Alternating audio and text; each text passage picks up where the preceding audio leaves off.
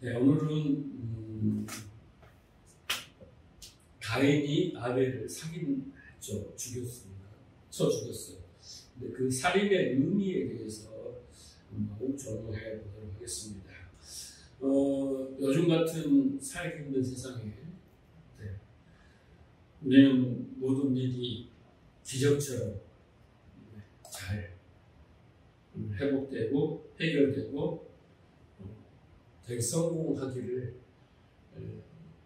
간절히 바라죠. 저도 그런 것 같아요. 네, 그래서 질병도 고쳐지고 또 우리가 풀지 못하는 그런 우리를 괴롭게 하는 일들, 상처들, 그런 고통들이 잘 해결되기를 원합니다. 그래서 우리는 그런 기도를 하죠. 문제는 그런 기적이 안 일어난다는 것에 대해서 우리는 참 안타까워하고 있습니다. 왜 기적이 일어나지 않을까요? 우리는 생각해 보겠어요. 왜 하나님은 그렇게 열심히 기도하고 헌신하고 봉사하고 예배드리는데 왜 내가 원하는 뜻이 이루어지지 않을까? 성경은 그렇게 말합니다. 구원받은 성도는 기적으로 사는 것이 아니라 뭘로 산다? 믿음으로 산다라고 우리는 믿음으로 사는 자들이라고 말합니다.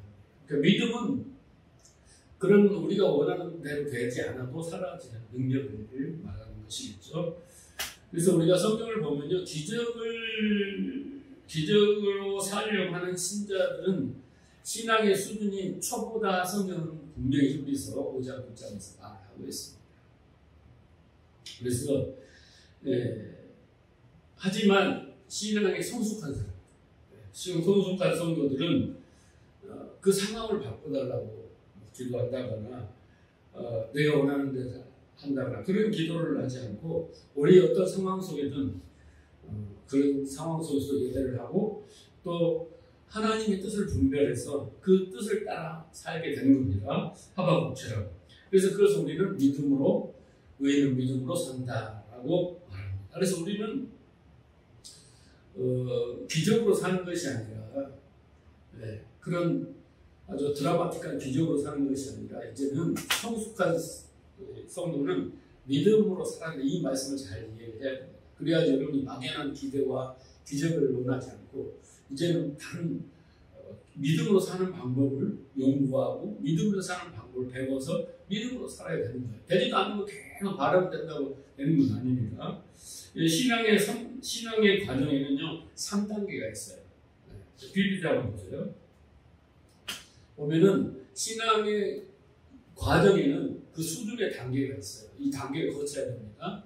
그래서 첫째는 애굽의 단계가 있고 광야의 단계가 있고 그 다음에 가나안의 단계가 있습니다. 근데 여기서 우리가 눈여겨봐야 될 것은 신앙의 출발은 어디서 할까요? 대부분 성도들은 애굽에서 출발하고 또 세상에서 이제 세상을 애굽이라고 생각하고 애굽에서 광야 이렇게 구원이라고 생각하는데 아닙니다. 이미 출발은 어디서 하냐면 가나안에서 합니다. 가나안에 들어온 자는 이미 구원받은 자예요. 하나님이 아브라함을 택해서 내가 지시할 땅으로 가라. 이 땅을 너에게 약속으로 주겠다. 이 땅이 천국이라고 우리가 생각하잖아요. 이게 구원받는 거예요. 선택받는 겁니다. 그런데 하나님은 가나안에서 어디로 보내냐면요. 애굽으로 보내버려요. 그래서 아브라함의 후손 야곱 그 70인이 애굽에 가서 440년 동안 그렇게 살잖아요. 그래서 하나님이 왜 그 아브라함의 후손, 약속의 후손들을 가나안 땅에서 계속 살게 하지 않으시고 왜 애굽으로 보낼까?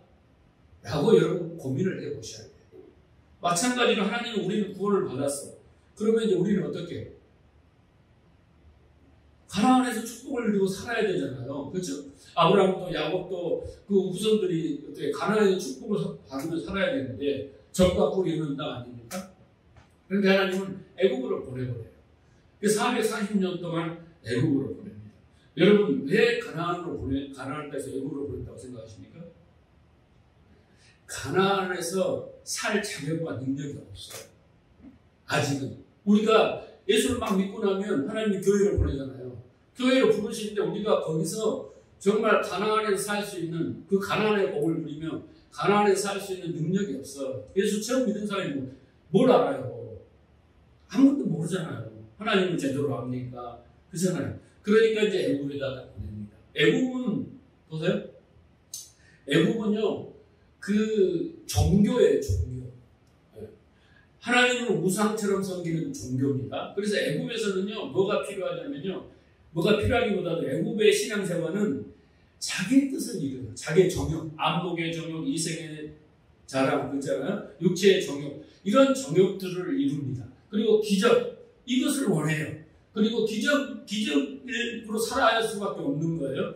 그리고 모든 것을 자기 뜻을 이루는 거예요. 이게 종교이면서 신앙의 초보 단계입니다. 교회에 들어오면 다 여러분 성숙한 사람 없어요.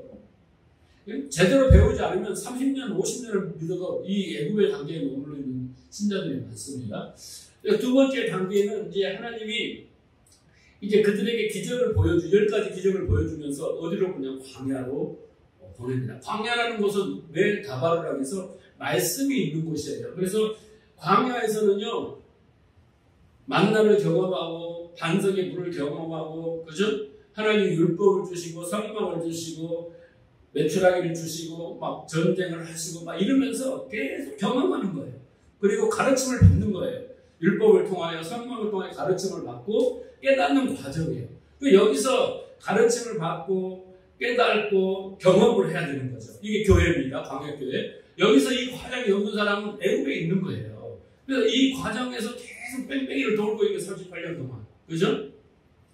그 다음 단계에서 이제 가르침을 받고 깨닫고 뭔가 이제 그 믿음이 뭔가를 아는 사람이 어디로 가냐면 가나안으로 가는 겁니다. 여러분, 가나안은 천국 가서 젖과 꿀을 누리는 게 아니에요. 여러분, 가나안에 젖과 꿀이 있는데 젖은 뭐예요? 말씀이고 꿀은 뭐예요? 거짓, 비진리를 말하는 거예요. 그래서 가나안에 가면요 7족속이 있어요. 악한 7족속이 있단 말이에요. 그래서 가나안은 어떤 곳이냐 보세요. 거기서는 영적 예배를 드리고 믿음으로 영적 전쟁을 하는 곳이에요. 그것이 어디냐면 내 안이에요.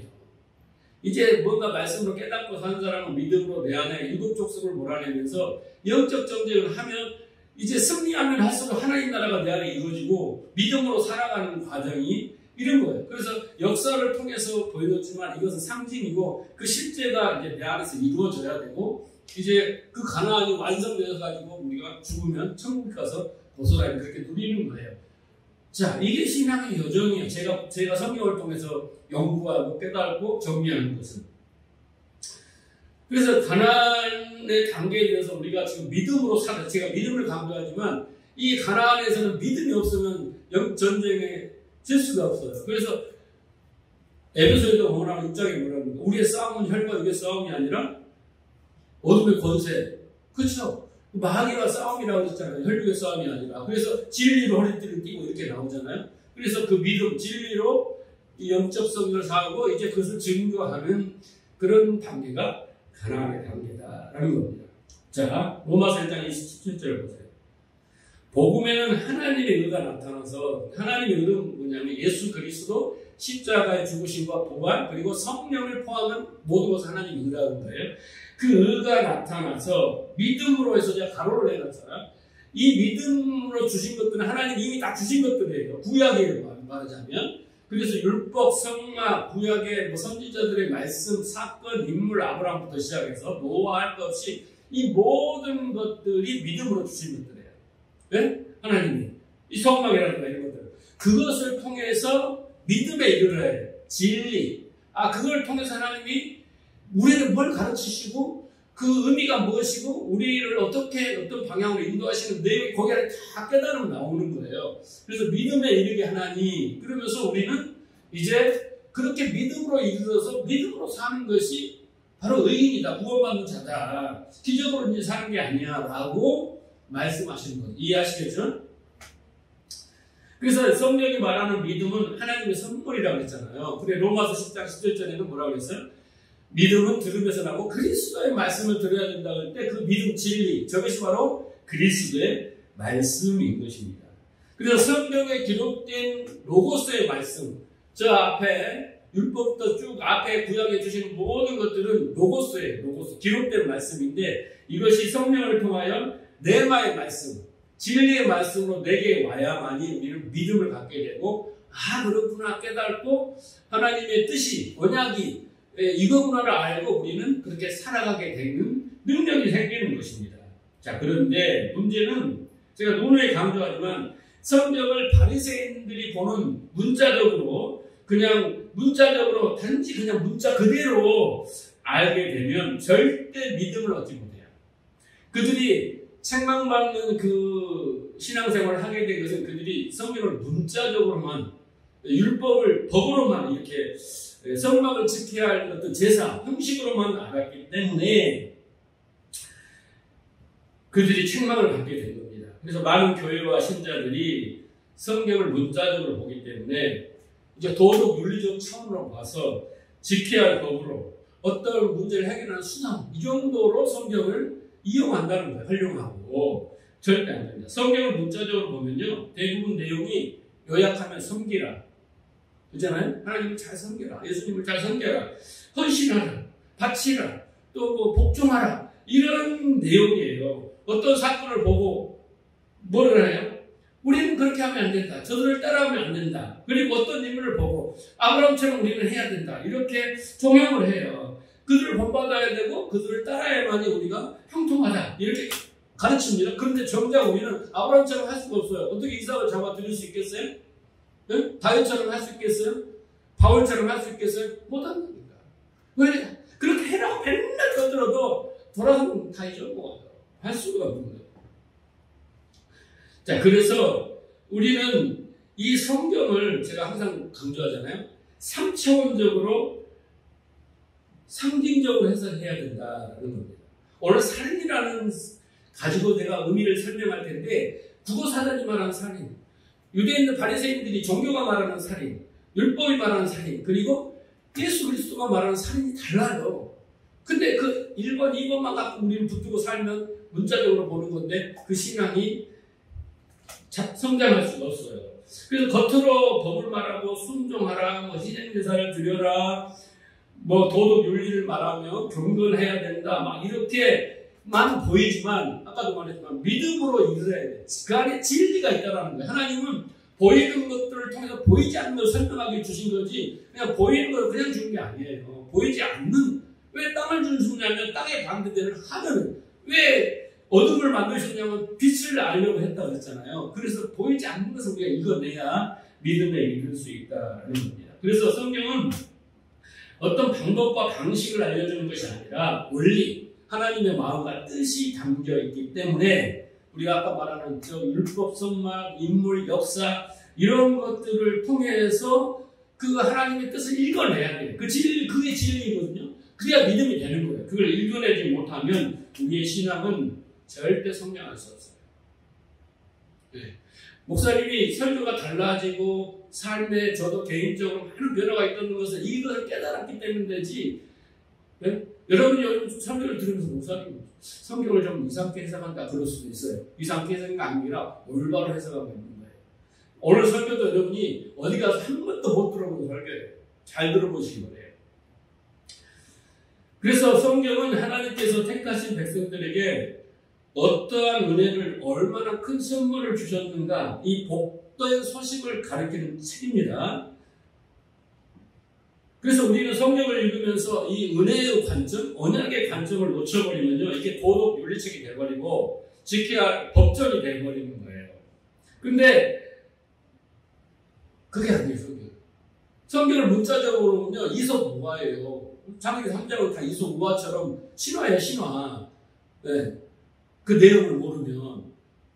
그러나 그 속에는 아주 심오한 진리가 있다는 거죠. 성경은 우리에게 어떤 것을 요구하지 않습니다. 강요하거나 하나님이 제시한 기준에 도달하라. 이거 한 구절도 없어요. 근데 우리는 거기에 도달하려고 막 바벨탑을 쌓지 않습니까? 우리는 하나님이 애초에 인간을 그렇게 만들어 놨기 때문에 우리는 하나님의 기준에 도달할 수 없어요, 스스로. 그게 인간이란 말이에요. 그래서 우리는 성경을 읽으면서 우리가 어떻게 하나님께 보답할까? 이런 내용을 찾으면 안 돼요. 우리는 하나님이 우리에게 하신 일이 뭔가? 왜 하셨는가? 그리고 그렇게 해서 우리가 누리는 게 뭔가? 이런 걸 생각해야 하고 은혜를 생각해야지 다른 뭐 어떻게 해야 복을 받지? 이렇게 하면 안 되는데 이렇게 해야 되는데 이런 거 생각하면 절대 안 됩니다. 그래서 지금까지 우리가 공부하고 있는 이 아벨의 제사와 가인의 제사도 이렇게 우리가 문자적으로 보면 어떤 제물을 드려야 되지? 어떤 정성을 드려야 되지? 얼마나 귀한 것을 드려야 되지? 이런 것으로 판단을 하는데 절대 그런 게 아닙니다.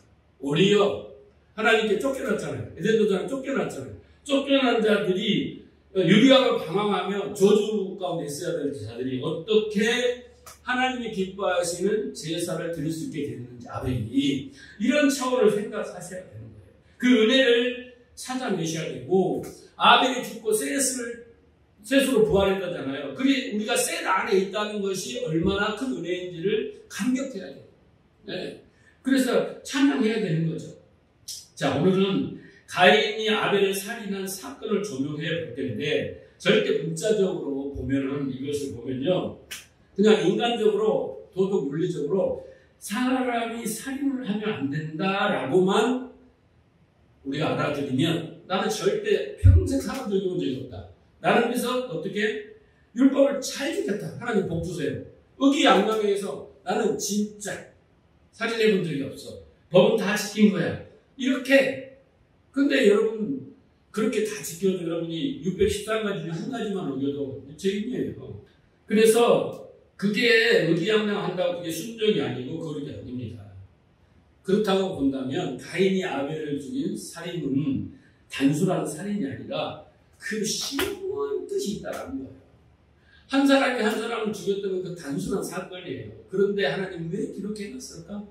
우리는 그렇게 접근을 해봅니다. 자, 설교가 어려우니까 제가 결론적으로 이해를 돕기 위해서 먼저 결론을 선포하고 그 다음에 증명을 해보도록 하겠습니다. 첫째, 이 가인이 아벨을 살인한 사건은 어떤 의미겠냐면 첫째는 뭐냐면 바리새인들이 자기를 구원하러 온 메시아 예수 그리스도를 죽인 사건의 모형이다. 이해하시겠어요? 네? 가인이 아벨을 죽인 사건은 가인은 뱀의 우선, 여인의 우선이 아니라 뱀의 우선 바리새인들의 유대인들이에요. 그리고 아벨은 누구의 상대가 있어요? 예수 그리스도예요. 그 모형이다. 거죠. 자, 요한복음 8장 44절 보세요. 너희는 너희 아비 마귀에서 났으니 너희 아비 욕심대로 너희도 행하고자 하느니라. 그는 처음부터 살인자요. 그렇잖아요. 그 마귀의 뱀의 후손, 그 뱀의 후손을 따르는 가인, 그 가인은 누구냐면 살인자예요. 최초의 살인자. 그렇죠? 이렇게 나오잖아요. 네. 그리고 진리가 그 속에 없으므로 진리에 서지 못하고 거짓을 말할 때마다 어떻게 해요? 제 것으로 말하나니 그는 거짓말장이요 거짓의 아비가 됐습니다. 그리고 여기에 살인의 근거가 뭐냐면요, 거짓이에요. 거짓 때문에 죽인 거예요. 무슨 말인지 모르겠지만 뒤에 다설도 나옵니다. 그래서 가인의 살인은 예수님이 진리를 말하는데 바리새인들이 그 거짓이야. 그것 때문에 죽인 거라니까. 똑같은 사건의 모형이다라는 것을 먼저 알고, 두 번째, 가인이 아벨을 죽인 사건은 살인은 십계명의 6번째 계명 살인하지 말라의 배경입니다. 하나님이 살인하지 말라라고 했을 때 그 살인하지 말라고 오늘 공부할 거잖아요. 근데 그 내용이 뭐냐면 이 가인과 아벨의 이야기예요. 가인이 아벨을 살인한 것처럼 그렇게 살인하지 말라는 배경을 가지고 있다는 거예요. 이해하시겠어요? 설교 다 해버렸어 지금. 그런데 이제 그 내용을 여러분 이해를 하셔야죠. 우리가 십계명 하면요 지켜야 할 법으로 알고 있지만 출애굽기 34장 20절에 뭐라고 했어요? 열본 말씀, 열이라는 말씀 곧 언약의 말씀이라고 했어요. 그래서 언약의 말씀이라는 건 뭡니까? 살인하지 말라가 언약의 말씀이 어떻게 이해를 해야 돼요? 살인하지 말라라고 하는 것은 여러분 우리가 살인할 수밖에 없는 존재예요. 우리는 살인할 수밖에 없는 존재인데 살인하지 말라고 한다고 해서 우리가 살인을 하지 않느냐? 해요. 그런데 하나님은 내가 너희를 살인하지 말라 그랬잖아요. 그래놓고 내가 너희를 살인하지 않는 자로 만들게. 이게 언약이에요. 이게 십계명입니다. 십계명의 10계명은요 우리가 지켜야 할 계명이 아니라 하나님이 그 계명 내용대로 우리를 만들어 가신다는 언약이에요. 그래서 열본 말씀, 언약의 말씀이라서 성경에 분명히 나와 있는 거예요. 근데 우리는 그걸 우리가 스스로 지키려고 하잖아요. 그렇죠? 지키지도 못하는 것을. 그래서 하나님이 우리를 형제를 살인하지 않는 자로 만드시겠다. 이게 6계명입니다. 세 번째, 가인이 아벨을 살인하는 사건이 모형이라고 했잖아요. 그런데 실제로 바리새인들이 유대인들이 예수님을 죽인 십자가 사건을 그대로 재현이 됩니다. 하나님 모형을 보여주시고 그 실제 그림자, 그 실체가 나타나게 하시는 것이다. 그래서 우리가 중요한 것은 예수님이 십자가에 죽으셔서 우리를 구원했다가 아니라 왜 우리가 예수님을 죽였는가? 우리는 예수님을 죽인 자예요. 살인한 자입니다. 그렇잖아요. 그게 죄인이거든요. 그러니까 가인이 아벨을 죽이는 의도를 잘 성경에 나와 있거든요. 오늘 예수님이 그걸 잘 설명을 해주고 있거든요. 그것을 우리가 잘 알아야지 살인자가 되지 않는 거예요. 형제를 죽이지 않는 자가 되는 겁니다. 자, 그래서 성경이 인류 최초의 살인 사건을 통해서 이야기하고 싶은 것은 살인이라는 것이 어떤 죄이며 살인의 의도가 무엇인지, 그 살인의 근원이 어디서 출발하는 것인지 우리에게 깨우쳐서 우리가 형제를 살인하지 않는 자로 만드시겠다는 하나님의 언약이에요. 자, 그래서 여러분 일단 살인하지 말라는 문자적으로 보면요, 1차원적으로 보면은 도덕 윤리적으로 꼭 필요한 것입니다. 이 사회를 구성하고 유지하고 세상을 유지하기 위해서는 이 살인을 하지 말아야 됩니다. 맞습니다. 맞죠? 1차적으로. 자, 민수기를 보세요. 35장 29절. 이는 너희는 대대로 거주할 곳에서 판결하는 규례라. 사람을 죽인 모든 자, 곧 살인한 자는 증인들의 말을 따라서 죽일 것이나 한 증인의 증거만 따라서 죽이지 말 것이요, 고의로 살인죄를 범한 살인자는 생명의 속전을 받지 말고 그는 반드시 죽여야 한다. 그래서 고의로 살인한 자는 죽여라. 그죠? 부재 중에 살인한 자는 도피성으로 도망가게 기회를 하나님 주시잖아요. 그래서 살인이라는 죄는 1차적으로 보면 죽이면 안 되는 거예요. 도덕 윤리적으로. 맞습니까? 안 맞습니까? 맞죠? 네, 맞습니다. 그래서 1차적으로는 그런 의미를 가지고 있습니다. 그리고 이 살인이란 10계명이 있기 전부터 살인하지 말라는 함무라비 법전이 있었어요. 고대 근동에 함무라비 법전에 이미 살인하면 보호법 있잖아요. 네? 팔 하나 잡으면 똑같이 팔 하나 잡고, 눈을 잡으면 눈 하나 빼고, 목숨을 잃으면 이렇게 보호법이 이미 함무라비 법전에 있었어요. 근데 하나님이 굳이 그 다 세상 사람들이 알고 지키는 법을 왜 성경에다 기록했겠냐고요. 우리는 그 이유를 알아야 되는 겁니다. 하나님이 세상에 있는 살인하지 말라는 법을 왜 굳이 성경에다 이렇게 기록했을까? 왜냐하면 가인이 아벨을 살인하는 것은 일반적 살인이 아니에요. 일반적 살인이 아니기 때문에 하나님이 특별히 기록을 했는 거예요. 좀 성경에 이런 걸 기록해 보면 교회 다니는 사람이 교회 다니는 하나님 택한 백성이 사람 죽였대 이렇게 나와 있는 대로 기록해 줍니다. 자, 예수님이 그 살인의 의미를 분명히 이야기해 줍니다. 자, 마태복음 5장 21절 보세요. 옛사람에게 말한 바 21절입니다. 살인하지 말라. 누구든지 살인하면 심판을 받게 되고 되리라 하였다는 것을 너희가 들었으나 나는 너희에게 이르노니 형제에게 노하는 자마다 심판을 받게 되고 형제에 대하여 나가라 하는 자는 공에 잡혀가게 되고 미련한 놈이라 하는 자는 지옥불에 들어가게 하리라.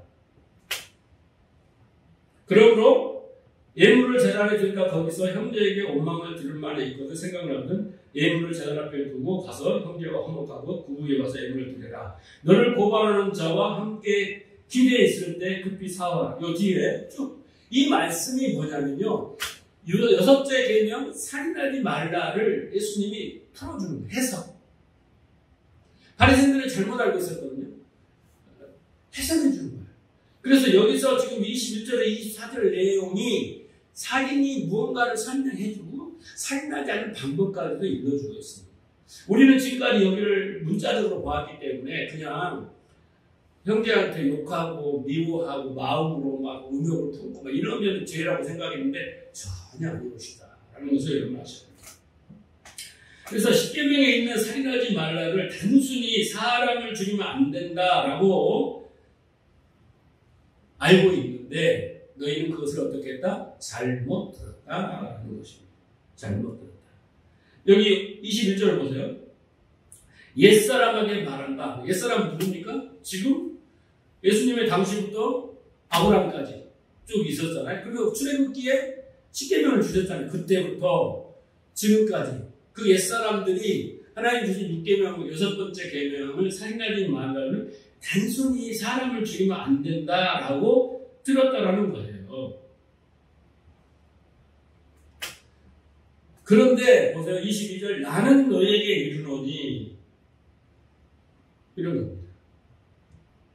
자, 보세요. 살인하지 마. 만약 누구든지 살인하면 심판을 받게 될 것이야 라고 들었다라는 거예요. 그 세상이 다 그렇잖아요. 보관법이 있었잖아요. 동행법이 있었잖아요. 네? 그래서 세상법이나 윤리나 도덕이나 이런 율법이나 단지 사람을 죽여서는 안 돼. 그러면 거기에 상응한 벌을 받을 거야.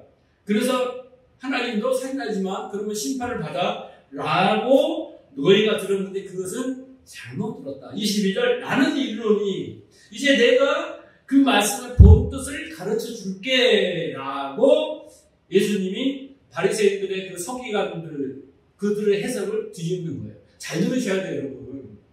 그래야 믿음이 생겨요. 그래야 믿음. 그래야 너희를 믿음으로 살 수 있다는 거예요. 살인하지 않는 자가 될 수 있다는 거예요.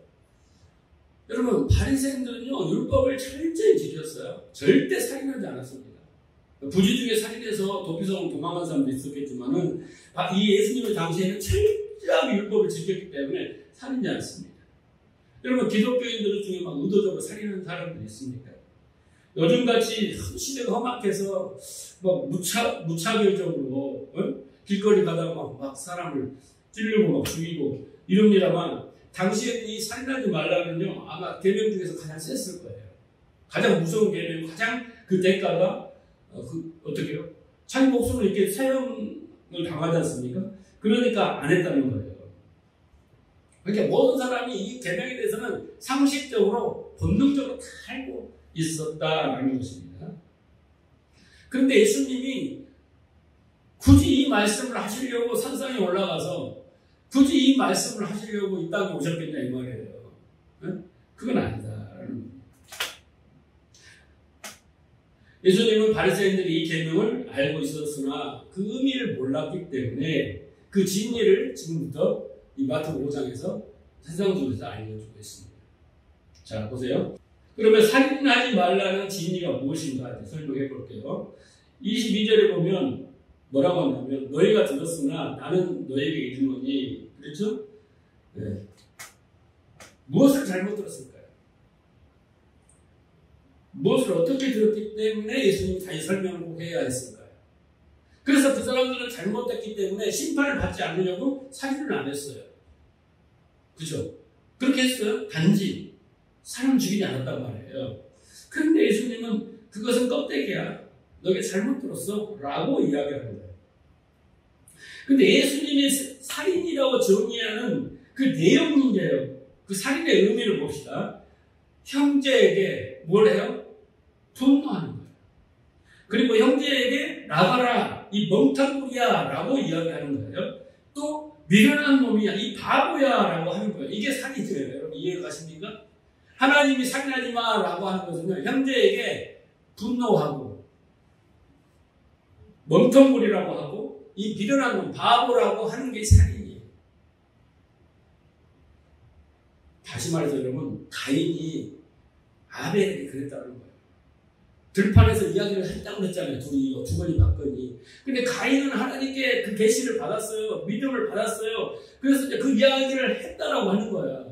그러니까 첫째는 하나님이 자기 제사를 안 받으니까 분노했고, 둘째는 가인이 하는 말이 가당치도 않고 믿기지도 않고 받아들이지 않고 이 바보 같은 소리 막 그리고 아벨을 죽였다는 거예요.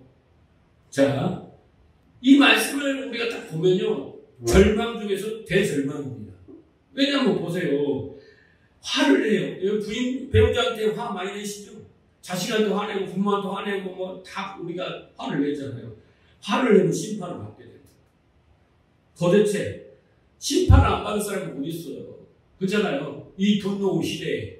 그리고 이 멍텅구리야 나가라 라고 하는 것은 법정에 끌려간대요. 그러가면 여러분 교도소가 차고 넘치지 않을까요? 응?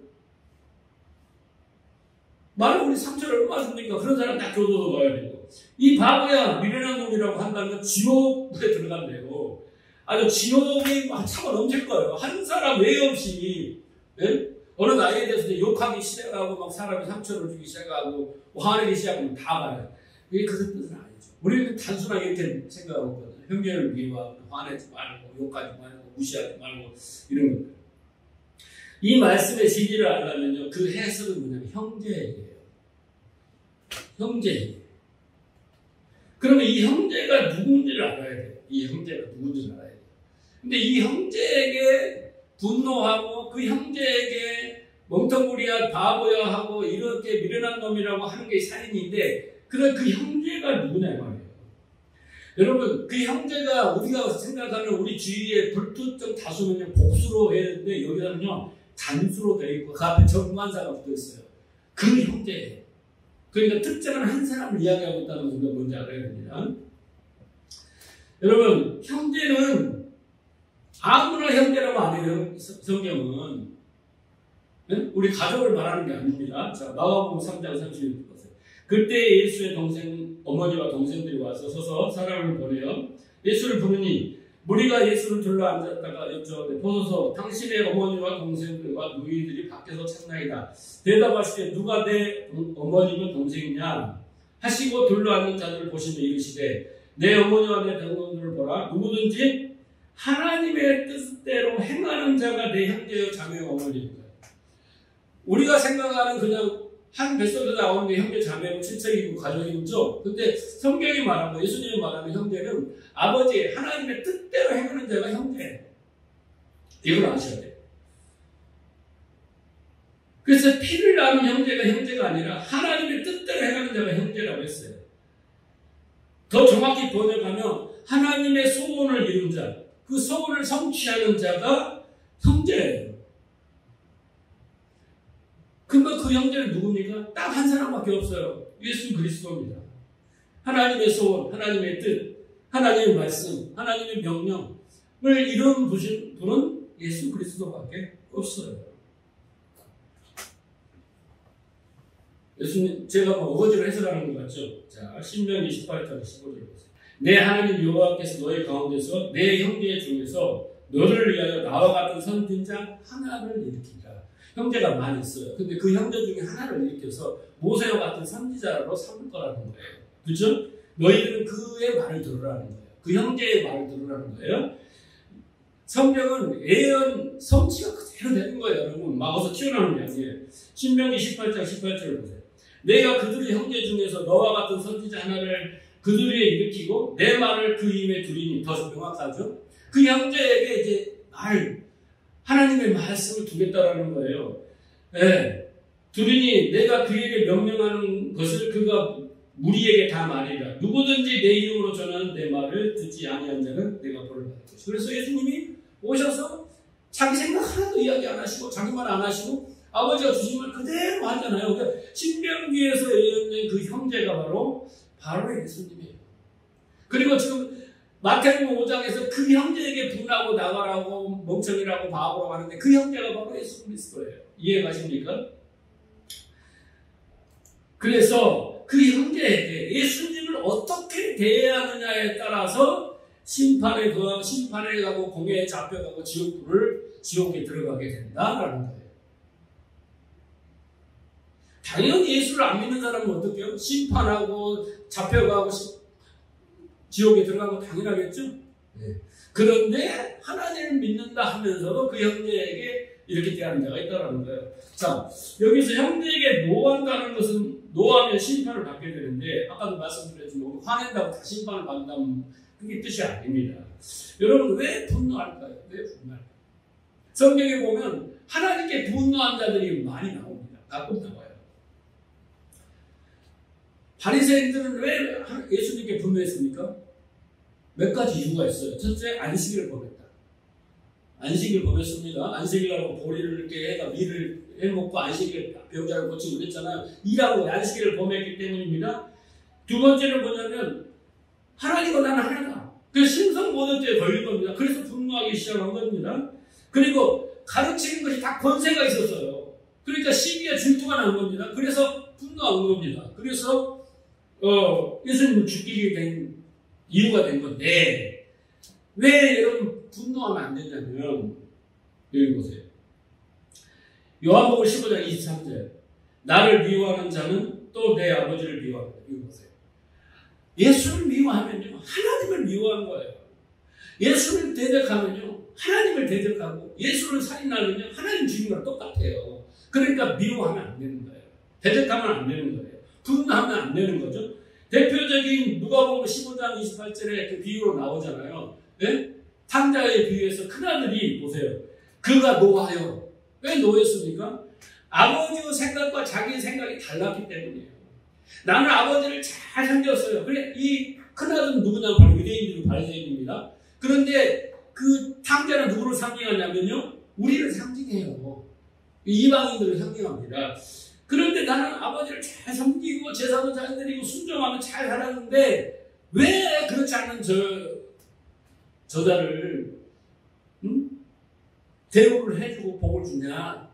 이해가 안 간다. 도덕 윤리적으로나 율법적으로나 도저히 생각이 더 이해가 안 간다. 그래서 화가 난 거예요. 하나님의 뜻이 이해가 안 간 거예요. 그래서 하나님도 화가 난 겁니다. 왜 화가 났냐면요. 진리가 없어서 화가 난다는 말이 맞는 거예요. 하나님 뜻을 몰랐기 때문에 화가 나요. 하나님의 뜻을 알게 되면 하박국이 하나님 뜻을 몰랐을 때 화가 나가지고 막 두세 번 하나님 들이받고 막 왜 이렇게 하냐고 공의가 있어요. 정의가 있어요. 사랑이 있어요. 막 화를 막 내잖아요. 네? 침을 튀기면서. 그런데 하나님 뜻을 딱 깨닫고 나니까 화가 싹 사라지면서 어떻게 해요? 나를 죽여주겠다고. 하나님이 어떤 처사든 내가 다 받아들이겠다고. 이 거짓과 여러분 살인은 분노는 연결이 있는 거예요.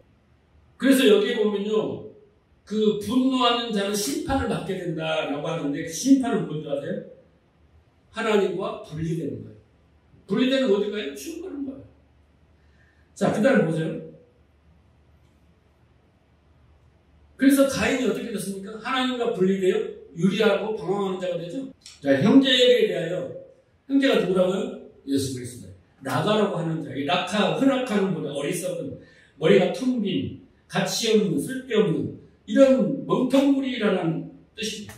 아까도 말씀드렸지만은 바리새인들은 예수의 말을 듣고 아이고 그 성경을 그렇게 해석해. 여러분도 제가 성경에서 말도 안 되는 소리야. 똑같은 거예요. 자기가 미련하다고 생각하고 깨닫지 못하고 생각 안 하고 자기가 하고 있는 게 진리라고 생각하고 가인이 지금 증거를 했어요. 하나님의 뜻을 증거를 했고 나는 이렇게 예배를 듣다 했던 거야. 아벨이. 근데 가인이 시할 때 없는 소리 하고 있어요. 멍텅구리의 바보야. 이런 뜻 하는 거예요. 바리새인들이 예수님을 메시아로 인정했습니까? 안 했어요. 무시했단 말이에요. 그 형제의 말을 무시하는 겁니다. 멍텅구리 취급을 했어요. 네. 장기판이 졸로 여긴 거예요. 그들이 메시아인지 알아봤어요? 몰라봤어요? 몰라봤습니다.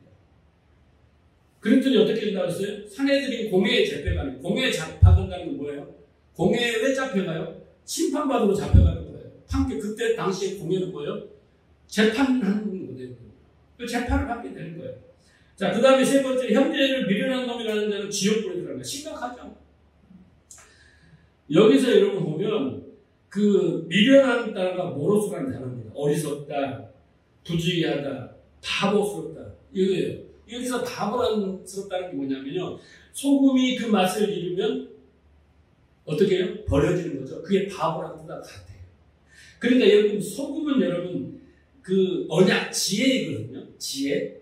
그러니까 바보는 지혜가 없다는 거예요. 쉽게 말하면 지혜가 없어요. 그래서 당시 유대인들은 자기들이 서기관과 바리새인들은 자기들이 지혜로운 자고 선견자라고 생각했고 예수님을 바보라고 생각해 안 믿은 거예요. 왜 그랬을까요? 성경을 몰랐어요. 그런데 말씀이 그 안에 거하지 않았어요. 네? 모세를 믿지 않았어요. 성경이 나오죠? 예수님을 그 비밀을 알지 못했어요. 그래서 그렇게 미련하다라고 하고 그들이 어떻게 한다고요? 지옥불을 소유하게 된 거예요. 그래서 문자적으로 보면 형제에게 그냥 분노하고 몽통부리하고 바보라고 충분히 할 수 있습니다. 그런데 이 일이 심각한 거예요. 심판을 받게 되고 공에 잡혀가게 되고 지옥불을 닫게 된다는 거예요. 여러분 이 정도 심각한데 만약 여러분이 저를 왕따시키면 어떻게 되는 줄 알아요? 능지처참당해야 되는 거예요. 네? 말로만 그냥 화내고 막 무시하고 그랬는데 그런데 어떻게 해요? 왕따시켜봐요. 이제 능지처참을 당해야 된다니까요. 여러분 좀 더 한번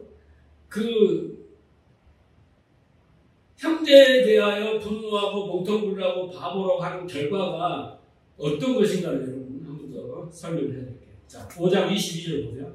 제가 여기 빨간 글씨로 써놨잖아요. 내가 너희에게 이르노니 형제에게 노하는 자마다 심판을 받게 되고, 받다라는 단어가 에노코스 헬라어고, 그리고 형제에 대하여 나가러 가는 자를 공개에 잡히게 되고 똑같은 에노코스예요. 근데 이렇게 번역을 해놨어요. 미련한 놈이라고 하는 자는 지옥불에 들어가게 되고, 이것도 에노코스예요. 라고 되리라. 그래서 이 에노코스라는 단어가 뭐냐면요, 받게 되고 잡히게 되고 들어가게 되고라는 게 표현적으로 성경적으로 해놨지만 의미는 에노코스는 다 똑같아요. 어떤 뜻이냐면요, 헬라어의 에노코스는 소유하다, 완전히 얽매이다 라는 뜻입니다. 에노코스가 무슨 뜻이라고요? 소유하다, 완전히 얽매이다. 살인의 결과는요, 심판을 소유하게 돼요. 심판을 소유한다는 거 뭐예요? 하나님과 분리를 소유해야 돼요. 하나님과 분리되는 거예요. 그리고 공회를 내 안에 소유한다는 것은 뭐예요? 공회가 내 안에 설치돼요. 그런 거예요. 내 안에서 계속 재판을 하는 거예요. 이 말씀이 나를. 네? 계속 양심을 감춰가면서 계속 판결을 하는 거예요. 네? 그리고 지옥불을 소유하게 되는 거죠. 내 마음 자체가 지옥이 되는 거예요. 지옥을 소유하게 되는 거예요. 그러니까 이것은 먼 미래에 지옥 가야 될 일이 아니라 현재에 내가 형제에게 분노하고 막 미련한 놈이니 바보니 뭐 그런 취급을 하고 무시하게 되면 나는 하나님과 분리된 마음의 상태가 되고, 나는 항상 재판을 받는 상태가 되고, 나는 항상 지옥 끊는 지옥 속에 살게 되는 거예요. 혼돈과 공허, 흑암이 뭐라고 했어요? 지옥 세상이라고 불렀습니다. 그렇게 되는 것입니다. 여러분, 예수 그리스도에 대한 우리의 어떤 대로 태어나냐에 따라서 우리는 이렇게 되는 거예요. 자, 히브리서 2장 15절을 보면요, 또 죽기를 무서워함으로 일생에 매여 종노릇하는 모든 자들을 놓아주려 하십니다. 그래서 이 종노릇이라는 단어에 노릇이라는 단어가 에노코스예요. 종노릇이라는 단어는 뭐예요? 뭔가를 소유하다, 완전히 얽매인다, 얽매인다. 우리는 그렇게 얽매인 자들인데 구원을 받는 거예요. 거기에서. 그러니까 우리가 예수 그리스도를 잘 믿게 되면 어떻게 되는 거예요? 심판에서 자유하고, 공의 재판에서 자유하고, 지옥에서 자유하게 되는 겁니다. 그래서 하나님이 그 형제를 주셨습니다. 그 형제를 주셨는데 그 형제에 대해서 우리가 막 나가라 하고 막 바보라 하고 또 막 이렇게 하게 되면 어떻게 된다고요?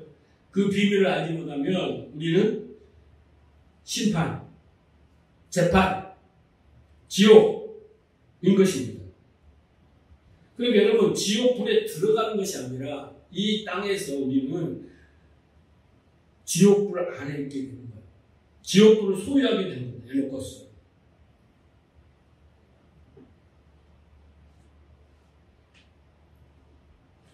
진리를 깨달으면 하나님 나라에 있고 천국을 누리고 살지만, 거부하면, 깨닫지 못하면 지옥불 안에 있어요. 왜 교회 안에 행동하지 못합니다. 교회 다닌다고 모르면.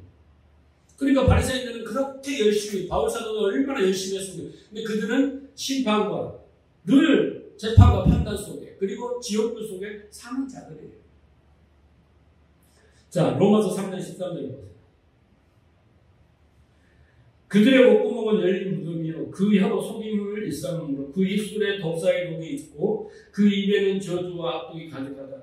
그 발은 피 흘리는 데 빠를지라.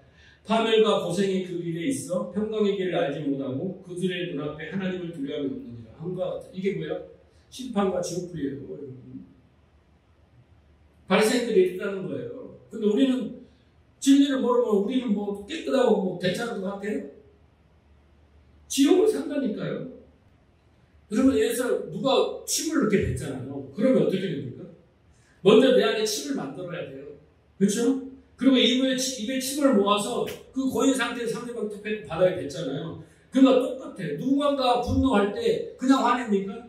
아닙니다. 먼저 생각을 하고 뭐 생각이 틀려 달라 저것이 나를 무시했어 막 이런 생각이 확 오면 화가 팍 올라오는 거예요. 그게 여기서부터 만들어져 나오는 거지 한순간에 나오는 겁니다. 그러니까 어디서 나온다고요? 이게 지옥불이 나온다니까. 내가 화나는 것은 그게 지옥불이 나오는 거예요. 한숨을 나오잖아요. 검은 까만 열기가 사망의 군기가 막 나오는 거라니까. 그러니까 형제에게 분노하고 멍텅구리라고 하고 바보라고 하는 것은 예수님을 인정하지 않는 거고 믿지도 않는 거고 그 말씀이 진리인데 듣지도 받아들이지도 않는 상태, 이게 바로 예수를 살인하는 거예요. 그 형제를 살인하는 거예요. 이걸 잘 아셔야 됩니다.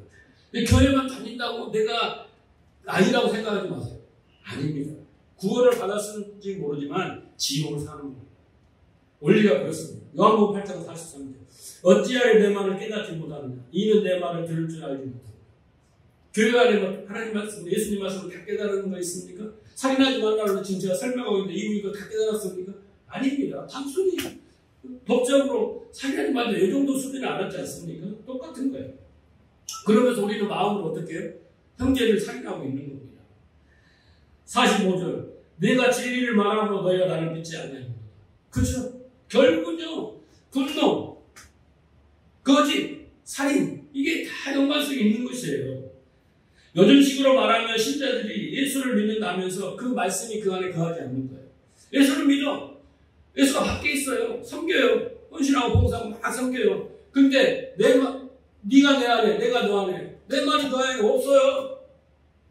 살인하지 말라고 그냥 단순히 사람 죽이지 말라고만 있다니까요. 그러면서 우리는 마음으로 하나님이 내 뜻도 안 하고 화내고 예수님 믿는데 복된 것도 없고 네? 그거 무시하는 거 아닙니까? 그렇죠? 하나님 두렵지가 않아요. 그런데 그렇게 해도 좋아요. 그런데 그 결과는 심판을 받고 궁에 잡혀가고 지옥불에 들어가게 된다는 것을 기억해야 돼요. 자, 그렇다면 여기까지 잘 이해하셨죠? 살인하지 말라고 어떤 의문지 알았죠? 그런데 이걸로 그럼 우리가 어떻게 살인하지 않는 자가 되냐? 어떻게 형제를 미워하거나 분노하거나 가인처럼 그렇게 하지 않고 아벨처럼 드릴 수 있냐라는 거예요. 그러니까 결국은 형제를 살인하지 않는 것, 내 안에 지옥이냐 천국이냐 이것에 무엇이 달려있냐면요, 그 형제의 말에 내가 어떻게 반응하느냐. 내가 진짜 옥토가 돼서 그 형제의 말을 소유해야 돼. 내 말이 거해야 돼요. 그 말이 진리가 되어 나를 이끌어가지 않는 한은 우리는 지옥불 속에 있는 겁니다. 두 가지 방법을 제시하고 있어요. 이것은 뭐 다음 시간에 하든지 어쨌든 제가 그 해답을 이야기했지만 간략하게 답답하니까 그냥 답은 제시하고 끝낼게요. 자, 23절 때 보면 그러므로, 그치? 그죠? 그러므로 그러잖아요. 이제 그러면 이제 어떻게 형제를 살인하지 않는 건가? 네? 제대로 듣고 해봐라. 해결책. 애물을 제단에 드리다가 거기서 내 형제에게 원망을 들을 말이 있거든. 그 형제가 누구라고요? 내가 예배를 드리는데 그 형제에게 원망을 들어요. 왜 원망을 들어요? 그래서 애물을 제단 앞에 두고 가서 형제하고 화목하라는 거예요. 그 후에 가서 다시 애물을 드리라는 거예요. 왜 그래요? 내가 지금요 가인의 제사를 드리고 있는 거예요. 열심히. 그런데 예배 가운데 뭐예요? 예배 가운데 진리의 말씀을 들었어요. 네? 믿음이 왔어요. 은혜로. 아, 내가 가인의 제사를 드리고 있구나. 형식적인 예배, 그냥 심승만 잡아서 섬기라, 헌신하라, 봉사라 이것만 들고 있었구나라고 알게 됐을 때 멈춰. 왜? 나는 지금 가인의 제사를 드리고 있으니까. 그래서 형제하고 화목해야 돼. 한마음 한대이 되는 거야. 아, 영과 진리의 예배, 영적 예배, 이걸 드려야 되는구나. 그게 뭐 화목하는 거야. 그리고 나서 이제는 어떻게 해요? 아벨의 제사를 드리는 거야. 가인의 제사를 드렸다가. 그렇죠? 그래서 제가 예배가 중요하다고 했잖아요. 믿음을 받고 우리가 거룩한 산재를 드린다고 했습니까? 그래서 예배가 다른 거예요. 예배가 진짜 아멘의 제사를 드리라는 거예요. 그게 영으로 드리는 참된 예배라고 했죠. 바울은 영적 예배라는 거예요. 그렇죠? 그래서 이 사람은 이제 제물을 드리는 게 아니라 제물은 드리지만 거룩한 산재를 드리는 거예요. 이해하시겠죠? 둘째, 다음에 자세히 설명할게요. 이제 이 정도 알고 계시고. 둘째, 너희를 20 보세요. 너희를 고발하는 자와 함께 기대했을 때 급히 사하라. 그랬죠? 그러면서 쭉 설명하잖아요. 네가 고발당해서 옥에 갈 거 두렵다. 한 푼이라도 남김없이 네 죄가 다 정리돼야 된다라고 하면서 그 형제가 그걸 해줄 거예요. 그런데 그 형제하고 화목해야 돼. 그 형제가 누구라고요? 예수가 와서 고발을 해. 심판은 아니에요. 고발, 예수님 심판하러 한 게 아니라 고발하러 왔어요. 가르치러 왔어요. 그렇잖아요. 내가 너희에게 화평을 들어온 게 아니라 검과, 그렇잖아요. 검과. 그렇잖아요. 검을 주러 왔더라. 검이 뭡니까? 성령의 검이에요. 그러니까 예수님이 와서 우리를 고발하는 거예요. 바리새인들을 고발하잖아요. 너희는 들었으나 잘못 들은 거야. 너희는 가인의 제사를 드리고 있고 뱀의 후손으로서 가인의 제사를 드리고 있는 거야. 너희들의 그런 뜻이 아니야. 살인하지 말라는 그런 뜻이 아니야. 뭐 이렇게 좀 고발하잖아요. 그렇죠? 그래서 진리가 와서 거짓을 드러내잖아요. 그렇죠? 그걸 하고 있는 그와 어떻게 하라고요? 한마음 한뜻이 되라는 거예요. 연합회라는 거예요. 그러면 그 형제가 너를 고발하지 않을 거라는 거예요. 그 형제는 뭐예요? 진리요 생명이신 예수 그리스도입니다. 그를 믿고 그 안에 거하고 그 말씀이 내 안에 거하해. 그죠? 자, 그래서 정리하면 살인하지 말라는 이제는 우리가 구원을 받았으면 바리새인 같은 예배를 드리지 말고, 응? 그래서 예수를 그렇게 죽이지 말고 이제는 영혼을 죽이지 말라는 거예요. 영혼을 죽이지 말라는 거예요. 영혼을 죽이지 않으려면 그 형제와 짝이 돼야 돼요. 짝이 돼야 돼요. 그 형제의 가르침을 헛되이 받아들이지 말고 그 형제의 가르침을 헛되이 받아서 가르치면 수많은 영혼을 내가 또 죽이는 거예요. 살인하는 겁니다. 하나님이 어쩌다고요? 언약이 뭐라고요? 너를 살인하지 않는 자로 만들게. 예수를 살인하지 않는 자로 만들고 다른 형제를 살인하지 않는 자로 만들게. 여러분 바리새인들은요 다른 자들을 살인한 자들이에요. 예수도 살인했지만 자기 형제들을 살인한 자들이에요. 보세요. 마태복음 23장 15절. 화 있을 때 외식하는 서기관들과 바리새인들아 너희는 교인 한 사람을 얻기 위하여 바다와 육지를 두루다니고 생기면 여기까지 좋아요. 전도 열심히 해야 되죠. 그런데 너희보다 배나 지옥 자식을 갖는 지옥으로 소유하게 만들어요. 왜요? 거짓을 가르치니까. 껍데기만 가르치니까.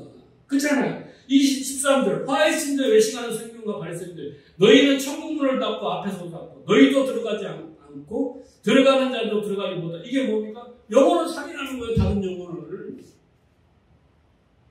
그러니까 막 성별하라, 희생하라, 봉사하라, 순종하라, 복종하라 이게 아니라 그렇게 율법과 삭막을 통해서 그렇잖아요. 가인에게 아벨의 제사에서 우리는 아벨처럼 제사를 드려야 된다. 무대로도 모르고 무조건 드리라고 그러잖아요. 그 껍데기만 가르치는 것이 영혼을 병들게 하고 살리게 하는 거예요. 여러분 교회에서 누가 예수님한테 멍텅구리라고 분내고 화내고 하겠습니까? 화장실에서 혼자 앉아서 막 그럴 수도 있을지 몰라도 대놓고 하는 사람이 있어요. 목사가 그런 일을 하겠습니까? 알고도 아닙니다. 그렇지 않습니다. 근데 대부분 사람들은 그렇게 말하지 않지만 그 예수를 형제를 알지 못하고 이 진리를 알지 못하면 끊임없이 살인하도록 만들고 유도하는 거예요. 문제는 예수를 믿는데 그 안에 그리스도의 말씀이 거하지 않아요. 믿음이 없어요. 그리고 참된 예배, 영적 예배를 드리지 않아요. 그래서 외식하는 자는 해친한 무덤이요 독사의 자식에 대해서 지옥으로 소유하고 살게 됩니다. 우리가 예배당에 와서 열심히 예배하고 기도하고 그 하는 이유가 기적 때문에 율법을 지키기 위해서 안 지키면 뭐가 저주를 받고 형벌을 받기 때문에 그게 아니에요. 그것이 수고하고 무거운 짐진 신앙 생활입니다. 우리는 여기 와서 듣고 뭘 해야 되는 게 아니라 마리아처럼 깨달아야 되는 거예요. 듣고 하나님의 은혜, 언약, 이런 살인하지 말라를 통해서 하나님이 우리를 살인한 자로 만들어 가신다는 이 은혜의 말씀, 약속의 말씀을 듣고 박수를 치고 감사 찬양을 드리고 그렇게 되기를 소원한다. 그게 기도가 되어야 되는 거예요. 성경은 계속 이걸 가르쳐 주는 겁니다. 그 언약에 대해서, 약속에 대해서 다양한 인물과 사건과 시대와 역사를 통해서 이렇게 계속 우리를 어떻게 가시는지 설명해 가고 있는 거예요. 그런데 요한복음 16장 2절을 보세요. 사람들이 너희를 추대할 뿐만 아니라 때가 되면 너희를 죽이는 자가 생각하기를 쫓아내고 죽이고 정죄하고 비판하고 판단하는 자들이 이것이 하나님의 성질을 내라고. 바울이 그랬잖아요. 내가 열심으로 기독교인들을 핍박하는 것은 그게 하나님을 향한 열심이다, 예의다, 믿음이다, 사랑이다라고 했다라는 거예요. 그러니까 여러분, 살인하는 자들은요, 열심히 있는 자예요. 그런데 그 열심 속에는 내용이 없어요. 진리가 없어요. 근데 자기 생각을 따라 한다는 거예요. 그러니까 마리아처럼 뭐 하는 게 중요한 게 아니라 마리아처럼 먼저 듣는 게 중요한 거예요. 믿음이 생기고 그 믿음으로 하는 것이 중요하다라는 겁니다. 그래서 예수님과 그의 제자를 죽인 자들은요, 열심인 자들이 죽인 거예요. 쥐뿔도 모르면서 그냥 열심히 한다는 그 자체로 자기가 믿음을 줬고 그것이 진리라고 생각하는 사람들이 때문에 죽은 겁니다. 말씀을 마칩니다. 앞에서 말씀드렸지만 십계명은 뭐라고요? 언약입니다. 살인하지 말라. 우리는 살인할 수밖에 없는 존재입니다. 그런데 가인처럼 분노하고 거짓으로 아내를 받아들이지 않으면, 예수 말씀을 우리 안에 받아들이지 않으면 죄의 소원을 가진 그런 존재입니다. 그럼에도 불구하고 하나님은 우리를 어떻게 한다고요? 살인하지 않는 자로 만들어 가겠다. 근데 그 살인이 뭐라고요? 예수에 대한 우리의 태도, 예수님의 말씀에 대한 우리의 반응, 이건 거예요. 그래서 이제는 우리가 그 그리스도의 말씀으로 우리가 들으면 그 믿음으로 우리가 이 모든 문제를 해결할 수 있다는 거죠. 하나님의 약속과 열심은 지금도 가인처럼, 바리새인처럼 그렇게 살아가는 우리들을 살나지 않는 자로, 영혼을 살린 그런 자로 우리를 만들어가고 계십니다. 이 말씀 속에서 여러분 깨달아야 돼요. 이걸 깨닫지 못하면 어떻게 하나님께 감사와 찬양을 하겠습니까? 여러분들이 원하는 거 다 해줘야 여러분은 감사와 찬양하겠지만 아닙니다. 이걸 깨달아야 우리는 믿음으로 살아갈 수 있어요. 그래서 제가 늘 영적 예배를 드려야 된다. 그리스도의 말씀을 드려야 된다. 라고 말씀을 드리는데 여러분도 늘 예배에 성공하시길 주님을 축복합니다. 그래서 여러분도 앞으로 살인하지 않는 자로 만들어 가시는데 정말 아벨과 같은 자가 되시길, 그런 예배를 드리시기를 주님의 이름으로 축복합니다.